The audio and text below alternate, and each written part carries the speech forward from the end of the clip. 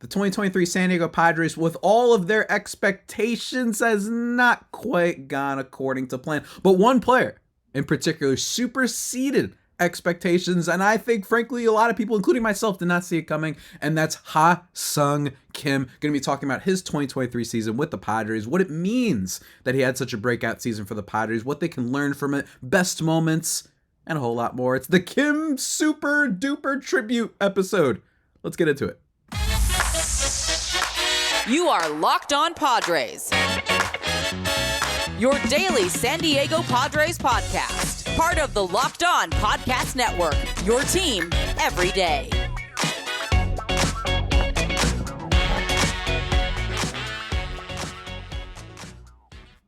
Greetings, ladies and gentlemen, and welcome to another edition of the Locked On Padres podcast, which is part of the Locked On Podcast Network, your team every day for Wednesday, August 23rd. That's right, we're almost done with August. Crazy.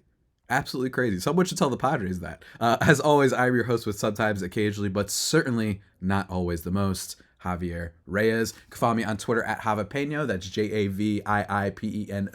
Or if you don't like my tweets that can sometimes veer away from baseball, which I understand, you listen to this show for baseball talk, then go check out at LO_Padres, where I put a lot of the, or I should say just only Padres content is where you can get that out. And then, of course, check out Locked On Padres on YouTube to see whatever fit I'm rocking, or if you prefer just video version of the podcast in general. Today I've got a little Pokemon shirt. Why? I don't know. I don't know. Sometimes you have backup shirts that you need to use at some point, right? But also I got love for Pokemon. As always, guys, thank you for making us your first listen every day. Free and available on all platforms. Check us out on the SiriusXM app and for the live, play-by-play broadcasts for the Padres. Definitely do that.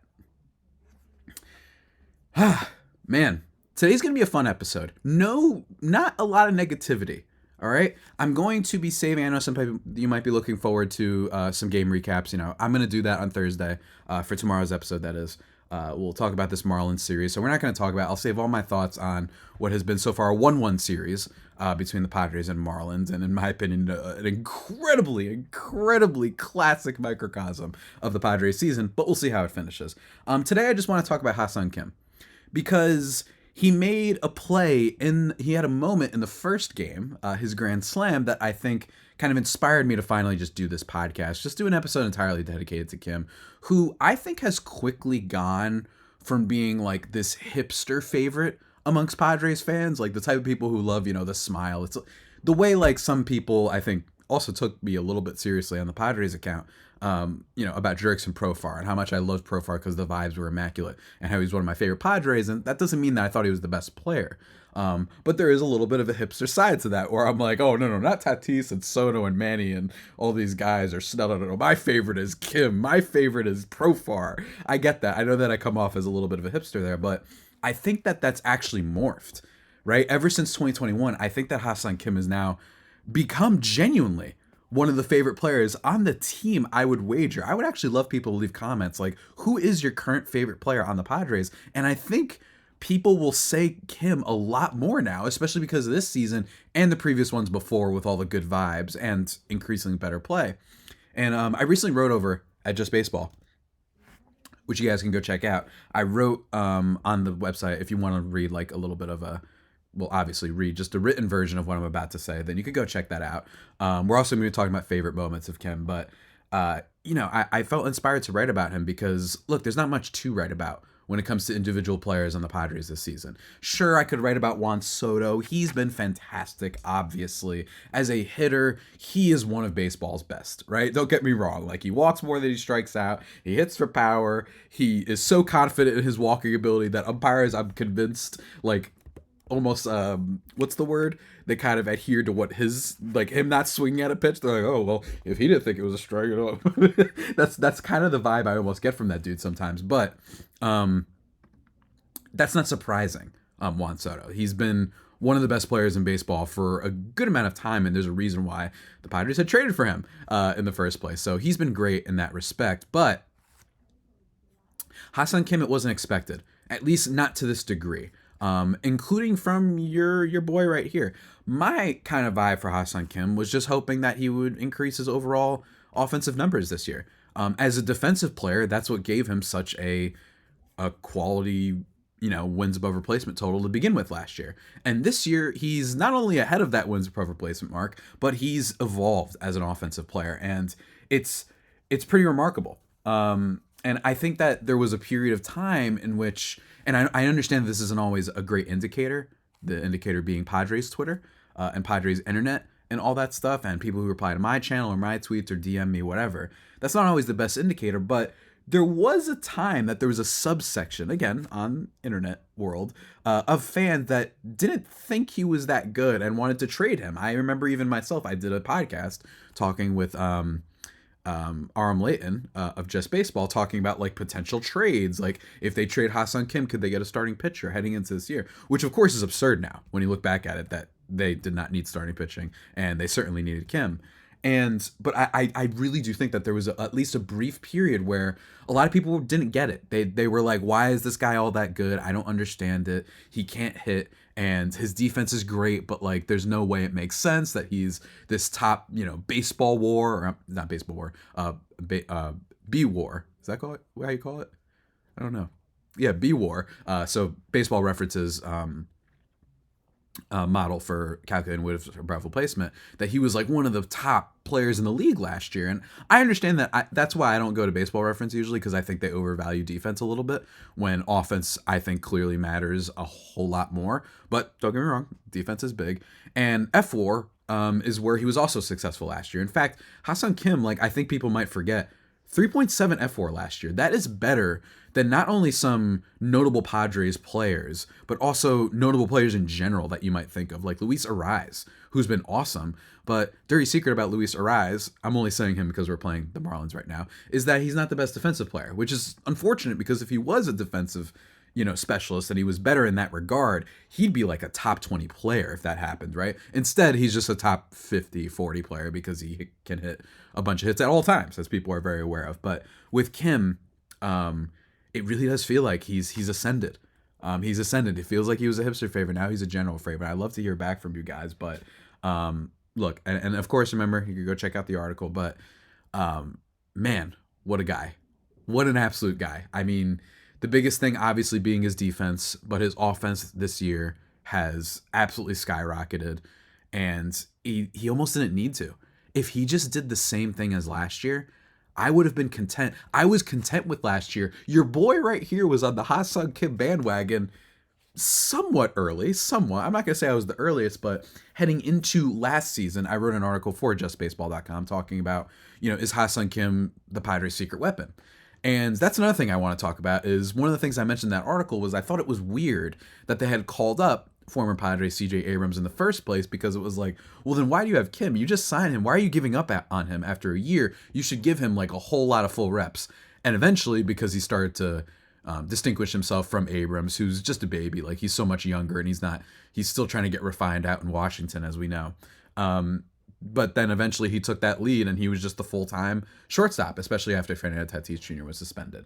But before we get into what his ascension has meant for the Padres, and what I think is so important to note about him, and just how he's gotten better as a player, before we do that, guys, let me just take a second to talk to you about eBay Motors.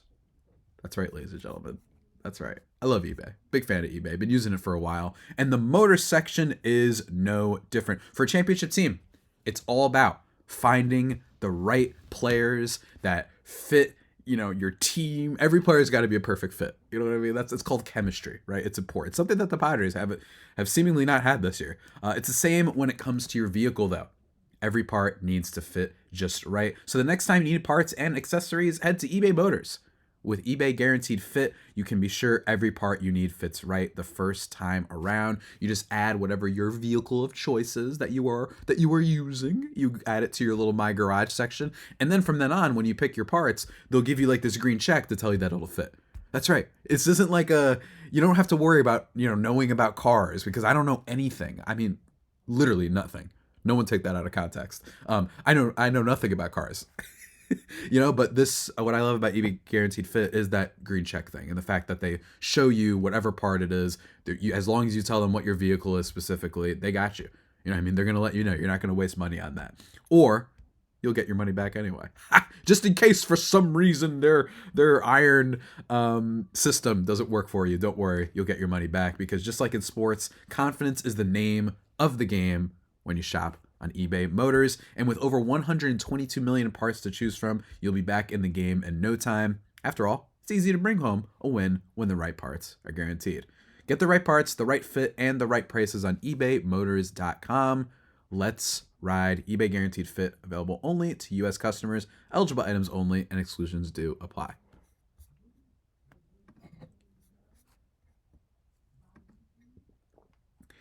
And we are back, ladies and gentlemen, here on the Locked On Padres podcast. Remember to make us your first listen every day and also to go check out all the SiriusXM stuff with the show and then play-by-play for each game.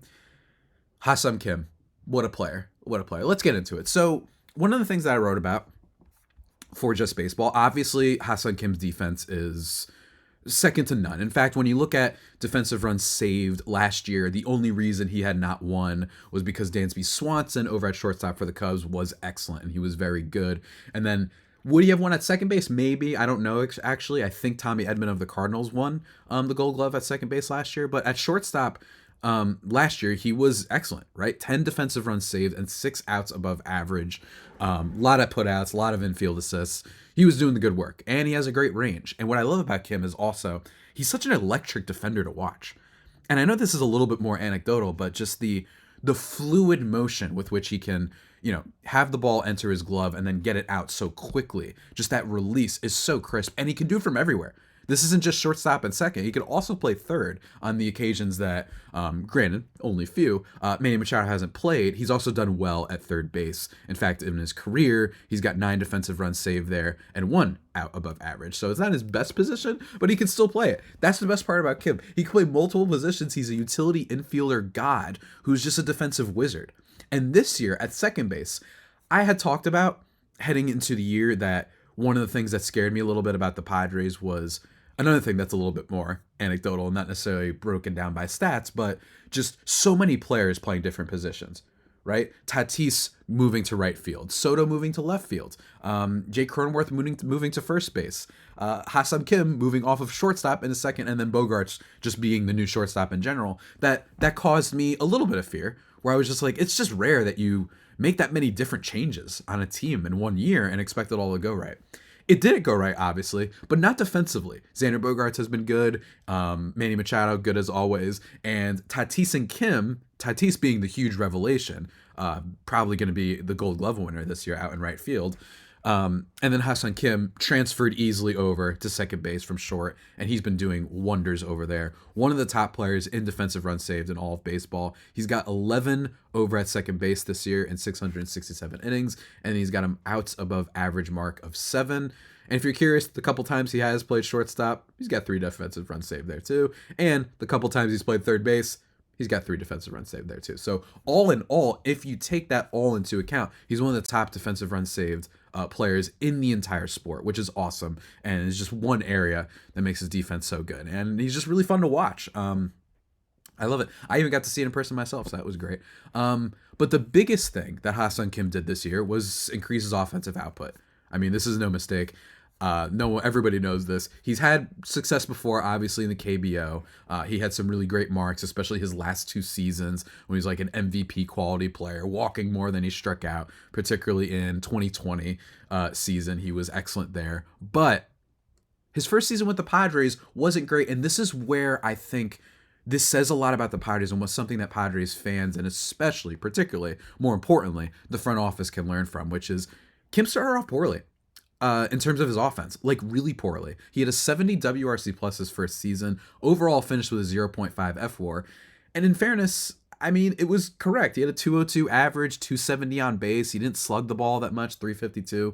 Like, he wasn't that good. There wasn't anything that suggested that he was going to, be some superstar player the way he was in the KBO, right? So that's totally fine if fans were a little bit upset there. But as I said, to just flaunt myself a little bit, I thought heading into next season, we'll give him some more reps. He's coming over to the United States, right? Like that already. I'm always impressed massively and always in awe of these guys that are able to come over to a new land, a new environment.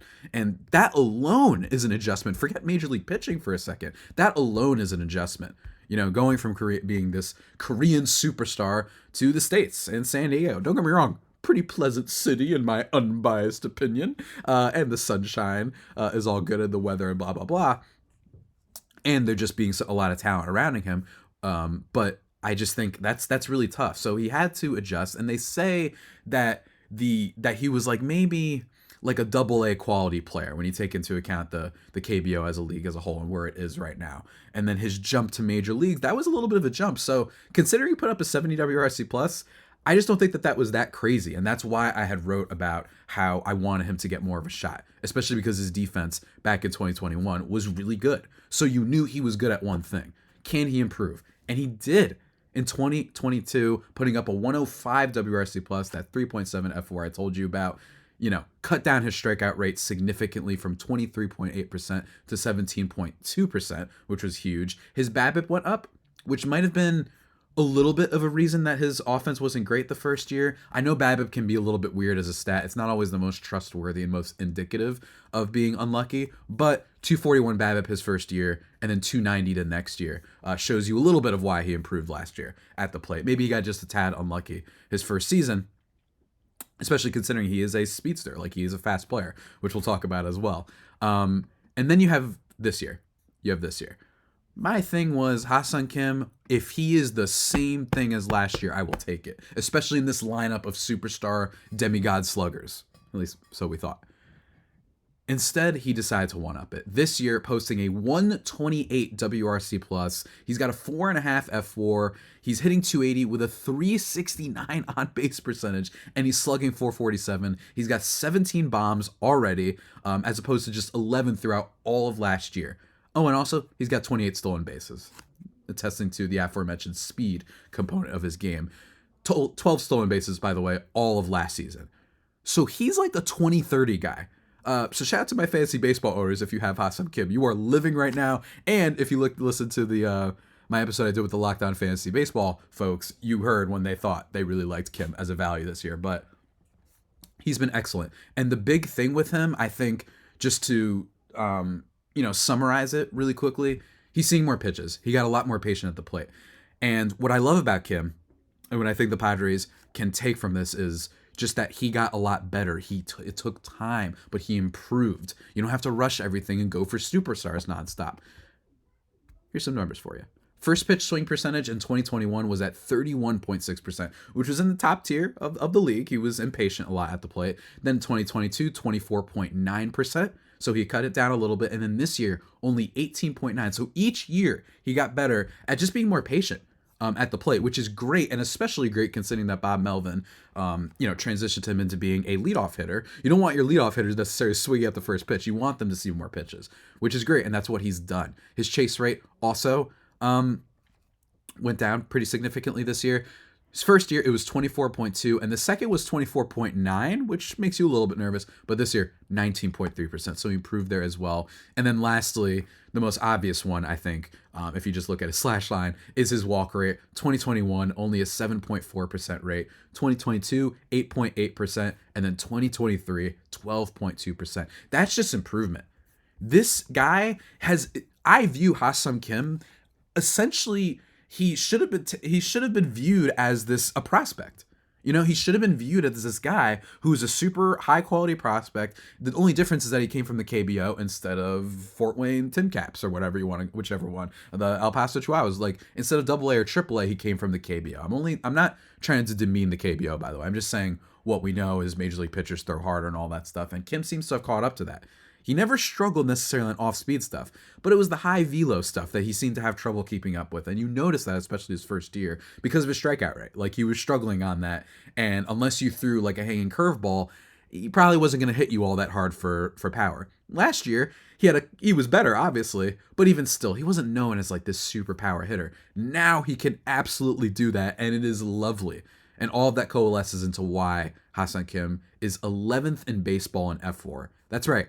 Better than, Here's some notable players that if you want to go by F4, remember the big part is defense. Gives him the giant lead over a lot of these players as well as his offense improving. But Matt Olson, Kyle Tucker, the superstar out of Houston, Dansby Swanson, right? Dansby Swanson, who won the Gold Glove over him last year. Cody Bellinger, who's having a big bounce back year. Jose Ramirez of Cleveland, which, granted, Jose Ramirez is just having a little bit of a down year. That's probably why. But also, Fernando Tatis Jr. and Juan Soto. That's right. Ha-Seong Kim is the current leader in F4 on the entire Padres and is 11th in all of baseball. It's pretty nuts.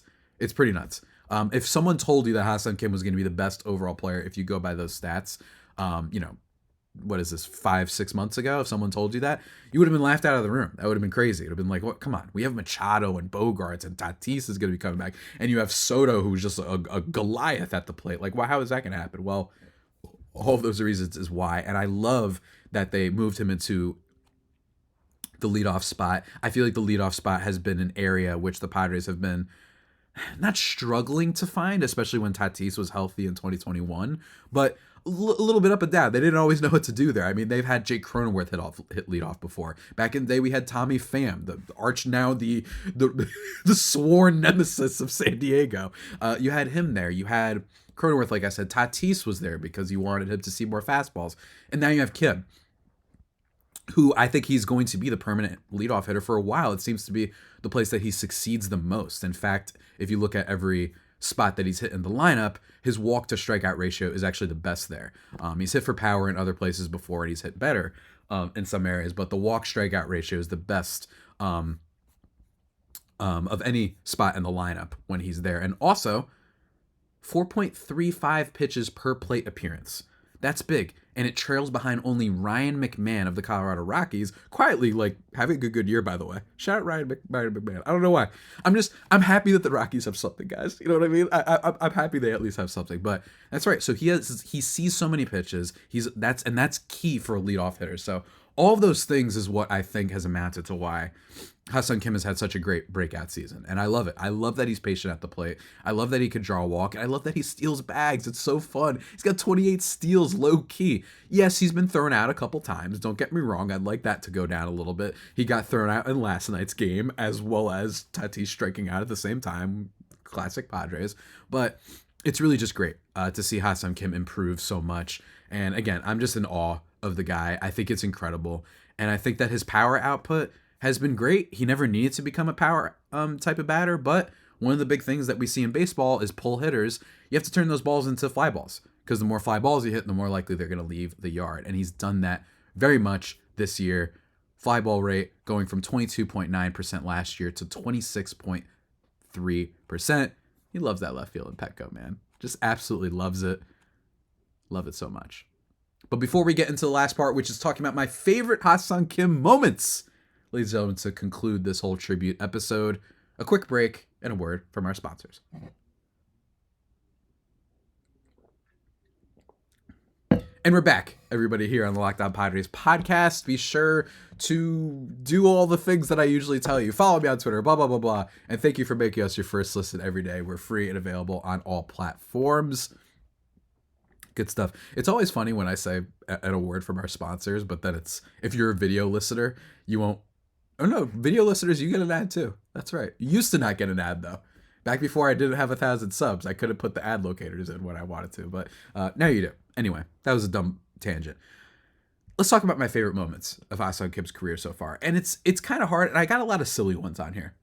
Definitely a lot of silly ones on here.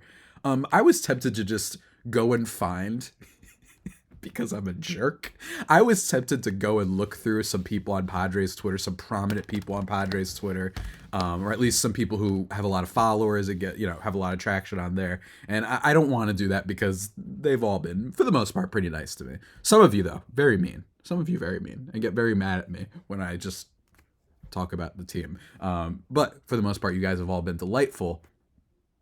I was tempted to find old, freezing cold takes. I was tempted to do that, put them on the video screen. Maybe I'll do that in the offseason if I'm bored. After the Padres likely get eliminated from playoff contention, maybe I'll do that. I'll just go and find bad takes. You know what? I'm going to write that down for an episode. We're going to do that. Bad takes. And by the way, I'll include myself. on the Padres for after the season. Unfortunately, we'll probably be roasting ourselves and the Padres in general. But my favorite moments from Ha-Seong Kim's Padres career so far, this isn't counting the KBO, obviously, or the World Baseball Classic. I know he hit a big grand slam there when Korea, that game that drew like bajillions of viewers. That was awesome, but I'm not counting that. I'm only talking about Padres stuff for now because this is Locked On Padres. Obviously, the number one that I want to start with is the grand slam that he hit 2 nights ago. It was the first career grand slam, and it is what inspired me to do this episode specifically now and specifically this week. It was a great moment. I love it. I love seeing the reaction from the crowd. Huge hit for Ha-Seong Kim, and he didn't need it, right? Like the Padres were great, and then they end up winning that game 6-2, but it was just so cool to see. Ha-Seong Kim got 4 RBIs. He also hit a double in that game, and it's funny that he also got a stolen base as a treat. It's funny because I had tweeted after his double to lead off the game, Ha-Seong Kim is infinite. And then later on, after that, he hits the grand slam. So that was really, really cool. So that was a great moment from this year. I think that there's a lot of other moments for sure. And the other one from this year, I'd say, oh man, was this fun? This was fun. Yeah, I got to do this one. It was the walk-off at the beginning of the year against the Diamondbacks. First, people might forget, but David Dahl was the one who tied the game against the D-backs, and this was early on in the year. This is back before we all became a lot more cynical and jilted when it came to when it came to this Padres season as a whole. But Kim then comes up to the plate and walks off after Colin McHugh? I think it was Colin McHugh. I forgot who exactly was pitching for the D-backs that day. But he wins it with the walk-off. It was great. Everyone goes electric. That was a great moment too, obviously. And then there's just in general great defensive plays. I think one of my favorites in terms of a good play was the double play ball up the middle. If you type in Ha-Seong Kim highlights or defensive highlights on YouTube, I'm pretty sure it's one of the first ones that comes up. It was a ball hit by Tommy Edman, I believe. And it was a double play ball. It bounced up the middle, and Kim somehow times it so perfectly to get the ball right when it's about to reach the second base. And then he gets the ball, quickly steps on second, and then throws back to first, showcasing that quick release point that I was talking about earlier with his defense. It's so electric, so fun to watch, and I love it. One of my favorite defensive plays that he's ever had, if we're being quite honest. And I know he's had more.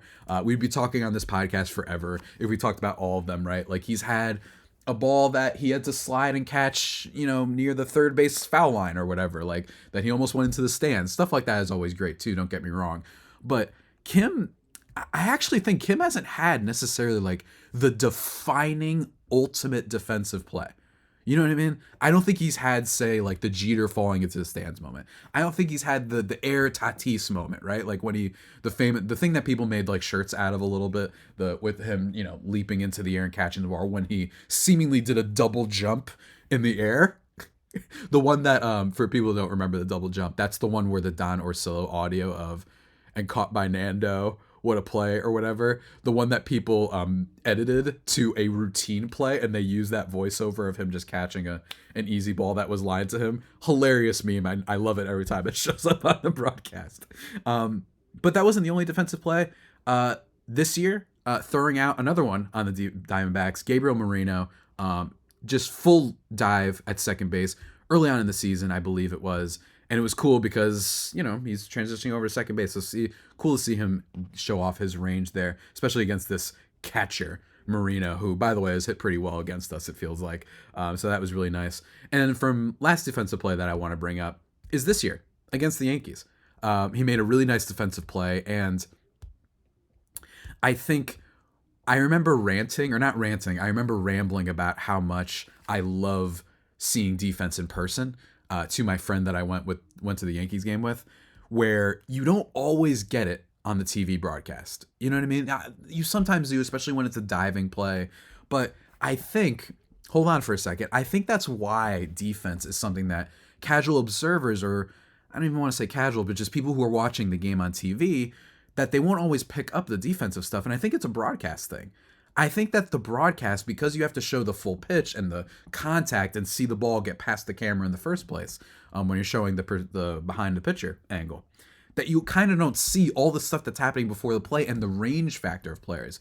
It's why I think a player like Derek Jeter it was thought to be for a while like this great defensive player because of the jump throw that he used to do, because that's all you would see. You would just see Jeter get the ball and then he'd jump up and throw it, and you're like, wow, that's incredible, right? But you miss all the stuff beforehand, and I think that's a broadcast thing, right? And I was rambling to my friend like this. I felt like those memes with the guy in the club who's talking to the girl that's like vaguely paying attention to him, and he's like trying to explain stuff to her or whatever. All those type of memes. That's what I felt like, but I think all of that amounts to why I love seeing that Kim play in person. You just see the range. It's so much more thrilling just seeing how much like area these guys can pick up, especially the great defenders can pick up so quickly, is incredible. It's absolutely incredible. And I think that that's what I recommend everyone doing, is seeing Ha-Seong Kim in person, because you might see some incredible defense and it's really fun to watch.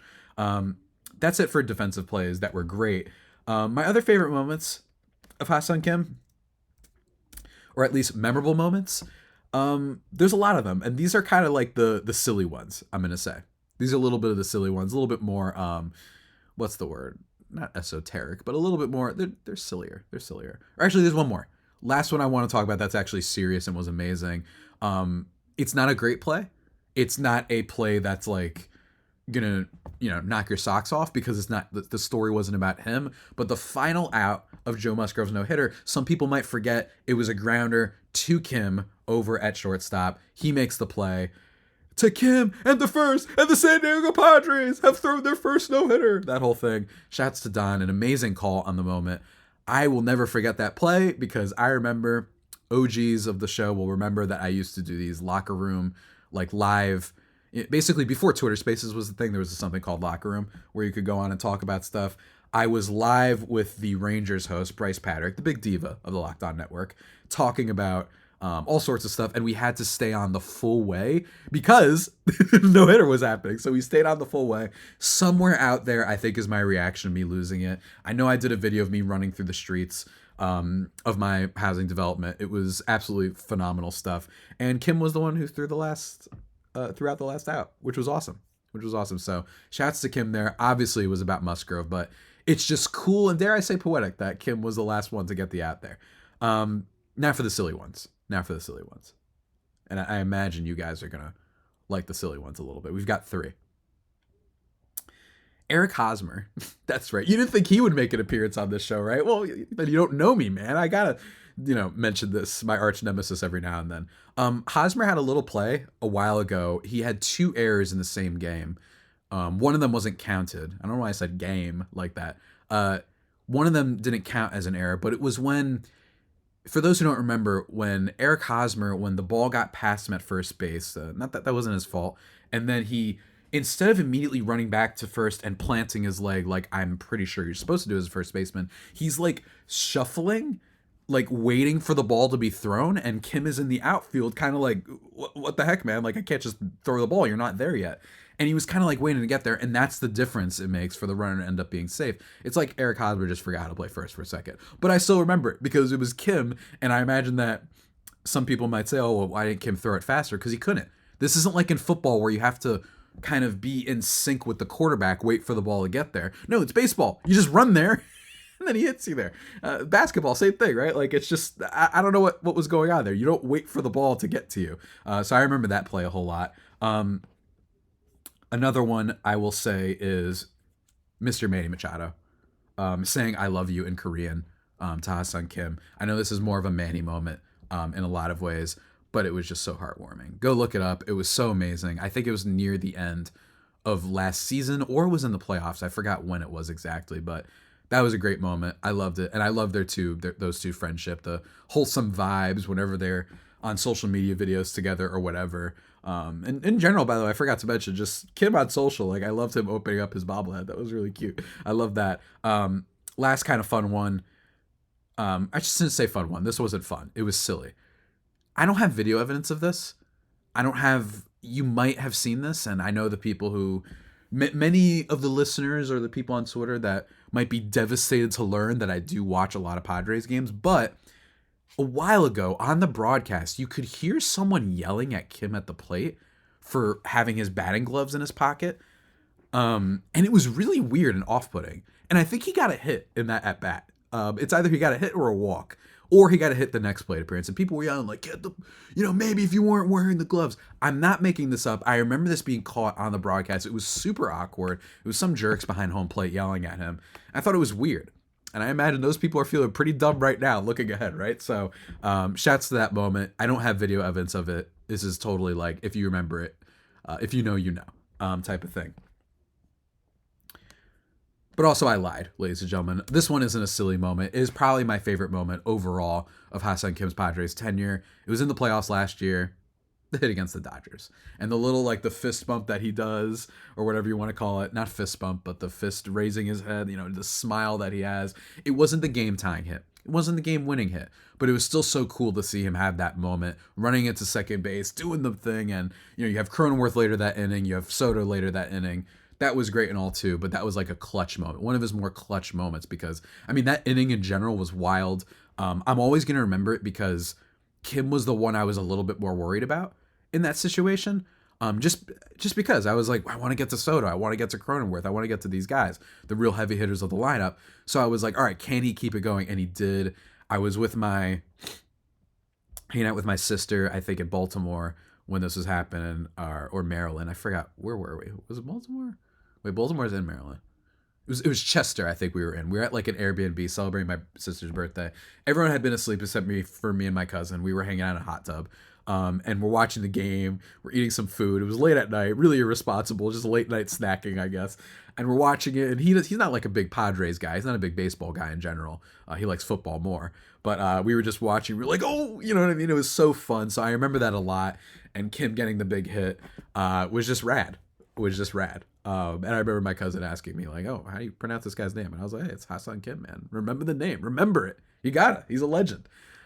So, yeah, that was probably my favorite Padres moment just because of where I was at the time, especially it being against the Dodgers and me just appreciating the glory of Ha-Seong Kim. So that was a lot of fun. Really appreciated it. And it was great.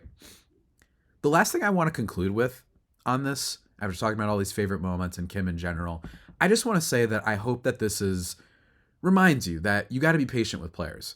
The Padres need more guys like this. They need guys that you can sign for low or are prospects or whatever that can slowly get better, slowly can improve, and you have a good control over them, and they're not someone that you have extended for 8 years. The only controversial thing I'll probably say on this podcast is that, look, my number one thing would have been I wouldn't want to have had extended, there we go, either Cronenworth or Kim before the season. If you told me those three options of extend Kim, extend Cronenworth, or neither, I would have said neither. And that's just because I think that this team is loaded with long-term big deals. And for me, I'm not saying that's an inherently awful bad thing, but considering the team hasn't super succeeded on all of that, obviously you had last year, which was great, but I just don't think you need more of those. I think you need depth now. I think you need to just have some decent players, and you don't want to be locked in. You know what I mean? You don't want to be locked into Cronenworth or Bogarts necessarily, and Manny and Tatis and Soto and Darvish and Musgrove and Cronenworth and Hader and Snell, right? The last two, obviously, they haven't done, but just because I like the flexibility. And the flexibility allows you to take shots on players. It allows you to bring in new talent that maybe they won't be amazing immediately. Maybe you don't see it right now. Just the way we didn't necessarily see it in 2021 with Kim as an offensive, star player. But things change. And I think that that's what Kim should serve as a reminder of. That don't only look at, I get a lot of comments sometimes that are like, the Padres can't, do all these things. You have to keep what you know is great. I'm with you, but I don't want to do too much of that. You know what I mean? I'm okay if it was, look, in an ideal world, I would want Tatis and Soto extended for 15 years, whatever, because they're young, and then you build around those two. You get some 3-4 year deals. You have your Ha-Seong Kim type of contracts. You get some prospects calling up. We've got Jackson Merrill. We've got Ethan Salas, who I complained about being promoted this weekend, and then he hits a walk-off in his first AA game. So shouts to Ethan Salas. Kid's a stud, and he's slowly building, momentum and fame, by the way. We might be on hands for, a real, OMG, AAA, not AAA in the baseball sense, but, a capital P, prospect. And I think that's a lot of fun, but I just think you don't want to dive too deep into this roster. I don't want you think you want to keep everyone around. And while I wish we could keep Kim around, someone messaged me being like, Should they trade Kim? I would absolutely abhor the decision. But considering where the Padres are, it's unfortunately not the craziest thing in the world just because they don't have a lot of wiggle room. So you get a bunch of prospects, you reload, you get some depth. It's not the worst thing you can do. It's not the worst thing you can do, especially because Kim will be a free agent after next year.